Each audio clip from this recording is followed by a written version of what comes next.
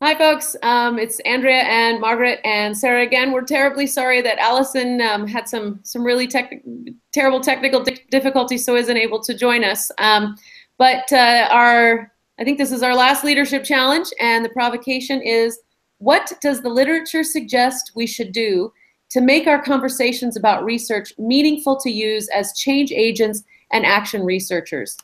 And as a K-12 administrator and someone involved in curriculum and administration, I interpreted that provocation to be that teachers need access to research in order to inform their practice and to make them reflective of their own application and implementation of the research-based best practices, but without ramming it down their throats at every PD session, because there's nothing more annoying than when someone leading a workshop says, well, research says.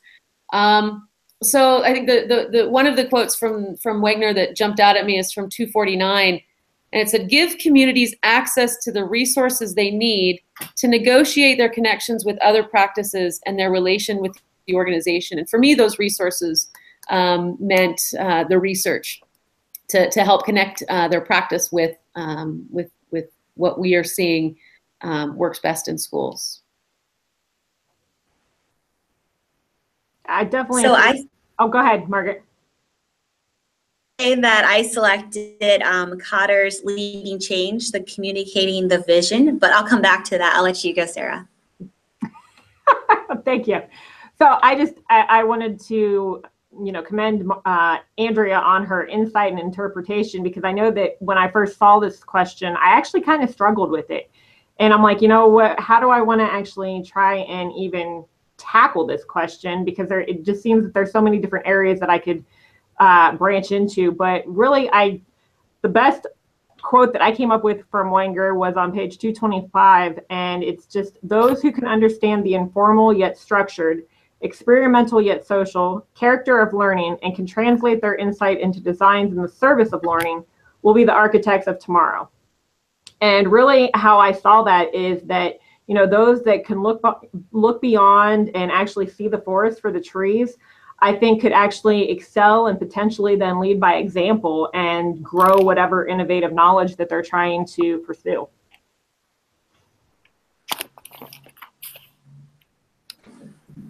I selected pages 89 and 99 in the ebook. I don't think the ebook and the real book are the same pages. So I'm just going to kind of say what I got from the reading. I'm not going to do a direct quote or anything, but pretty much communities of practice, as we discussed in our previous video. We have different styles of doing things, and new community of practice, we bring with us things that we've learned in different organizations. And as we become a community of practice, new cycle, and I think that's really important to keep in mind, even with research, to a new community of practice, a new work environment, you bring in new things, and as you grow with that group, you start to have a new cycle, and you also have new learnings that grow into something different than you had at the previous site or at the new site. Yeah, and Margaret, I think kind of to build on that, when there in Wegner 115, he's talking about new things come out of old. New scientific disciplines, for instance, are often born of the interaction of established one. A fact that sometimes reflected in their unwieldy names and bringing everything together. But it's social linguistics, biochemistry. The next one I'm not even going to attempt, neuropsychoimmunology. But as you were saying, you glean things from different places, and so here's my research, and I've read this author, and I've talked to a colleague at another school, and this is what I've seen in my own classroom, and that comes together to help really broaden the conversation about research, not just, oh, well, a teacher down the hall does this, so I'm going to try it. Well, the teacher down the hall does this because she read about it in a journal or educational research, or what's another, Marshall Memo is something that I don't know if American educators get that, but Marshall Memo is it's a weekly distribution, and it's a man named Kim Marshall, and he pulls snippets from all. His job is basically to go through all of the research and bring small bits that he then compiles in an email once a week. And so it's a really nice way, if you're a K-12 educator, to stay abreast of the research and have conversations with people about it. All right. So going back to Cotter and Leading Change. So that was a book we read over the summer when we did our direct field studies. And I think that also works into what we're discussing right now, because he talked about communicating the vision. When I did my direct field study, one of the learning sites I went to observe was at a airfield where they did actual real planes, but you order them from a kit and then you put it together. You have the FAA come out and take a look at it and this and that. And the interesting thing was, I went after, like, they were getting ready to get the FAA to come out and take a look at the plane, and somebody was mentioning, you know, that you don't have to take this panel off or something like that. And the guy stated that it's important to be, you can see through, you can check everything out, because if you're in the air and something goes wrong, having the FAA guy tell you you have an issue. And it's the same with education, keeping your door open, having people come in, giving you, you know, a hint there, or research and finding new ways of implementing a lesson is really important. Friend, these are people we're dealing with, and it's their education, and they're going to remember the things that we've taught them. So that's what I wanted to bring to this today. Sorry, I'm having it. What a great analogy. It's like, okay, you know, I think I've taught these kids, meaning they can take the plane off, you know, they can, and they're soaring along. But did I teach them the whole cycle? Do they know how to land this aircraft? Or is it while they're flying it? So it's not just enough to say, oh yeah, they can take off. We have to, you know, what's the whole process? And I think one of our readings that really speaks to me was Guiding Principles for Fostering Productive Disciplinary Engagement. It's from Engel and Conant, Module 9. And it's a similar thing with you know, everybody. We are all co-researchers, co-learners, co-teachers. We listen to, we respect each other. That's the underlying principle of all members of, they call it a learning community, but a community of practice. So if we're all researching together, if we're all staying abreast of that, then we can make the plane take off, make the plane fly, and make the plane land. And then also how we talk about things with coworkers, like the research. You know, when I sent somebody my problem of practice, using the term problem of practice was foreign to them. But for us, because we're in this community of practice, it makes sense. But to them, they're like, well, what is a problem of practice? What, you know, what kind of research are you doing? And they had so many questions. I think it's important to also keep our minds open to the fact.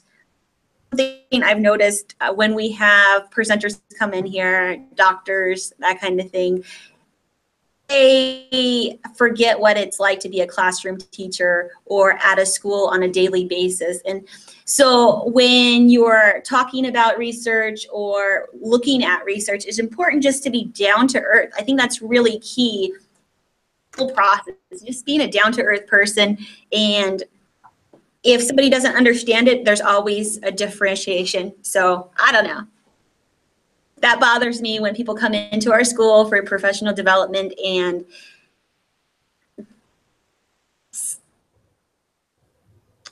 not too well, not as equals as practitioners. So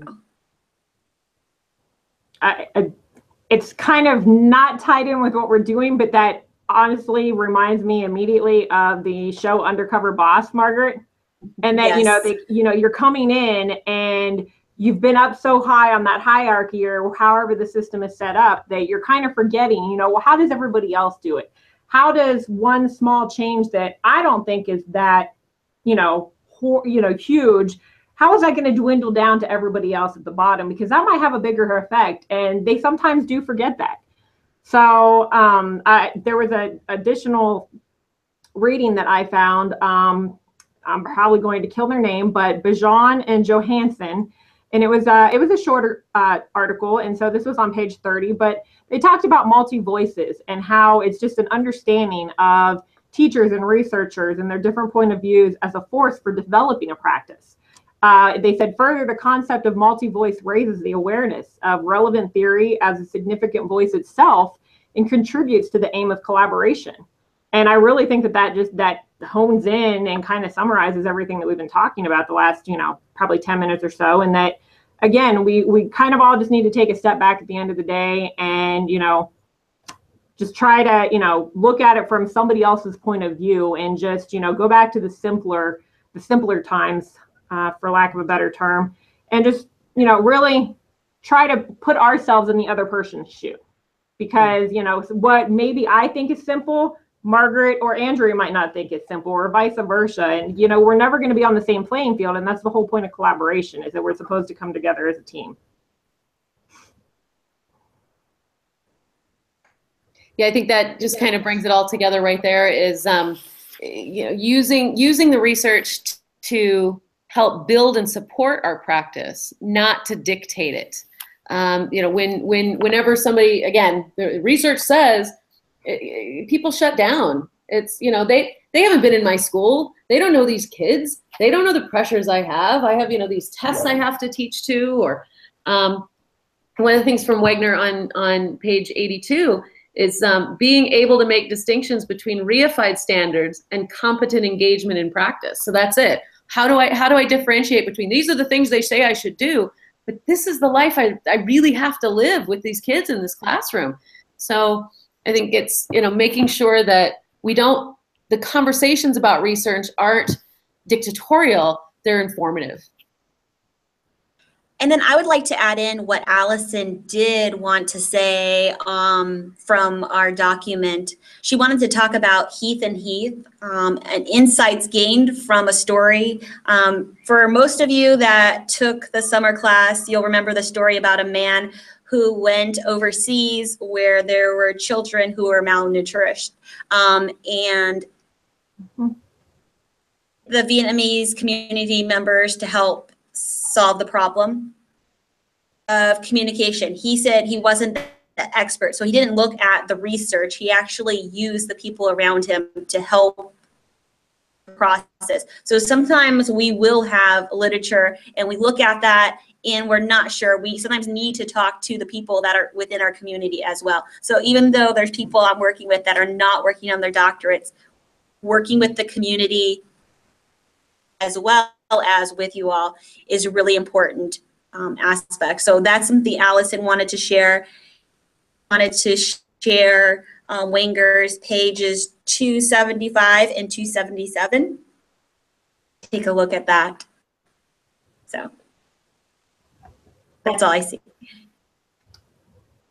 All right. Well, thank you guys again, and apologies for Allison. She has been. We have been messaging back and forth on WhatsApp, and as Margaret was so kind and brought those in there, and Sarah was messaging with her. Show me your screen. What can we do? So again, beyond her control. So thank you again, and 2 weeks till the end of the semester. All right. Take care. Bye-bye. Bye.